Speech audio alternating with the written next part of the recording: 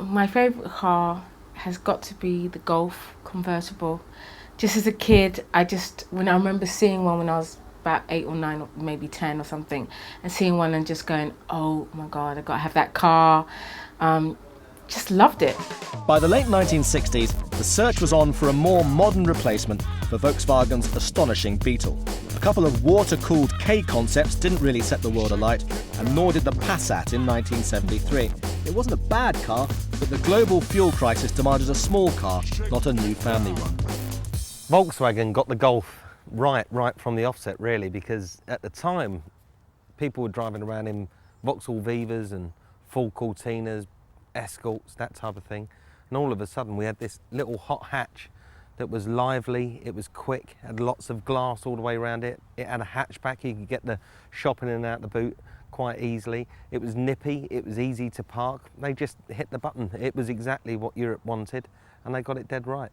The design most often considered to have started the hot hatch genre is the 1977 Volkswagen Golf GTI. The original Golf was in mass production at this point, and the addition of a 1.8-litre fuel-injected engine, sharp handling and sharper marketing found a huge market for enjoyable yet practical cars.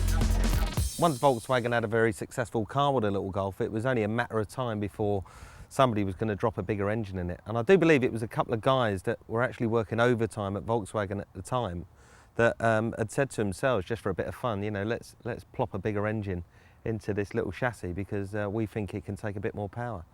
And the GTI was born. The second generation Golf had a larger body shell and a wider range of engine options, including a turbo diesel, a 16-valve GTI and other sporty variants. The Mark III Golf won European Car of the Year in 1992 and added an estate to the range. But the boy racers weren't impressed as the car had gotten heavy without a proportional increase in power.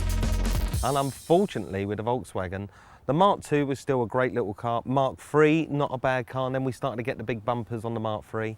Then we go up to the Mark IV, Mark V, and they just got overweight, middle-aged, in fact. I mean, the Golf become middle-aged, much like the first generation of people that owned them, and they just got bloated and weighty and nailed down with air conditioning, electric windows, power steering, heavier seats inside, lots more safety structure. And you sort of lose some of the original concept of the idea, and it's such a shame. The fifth generation began to sell in November 2003.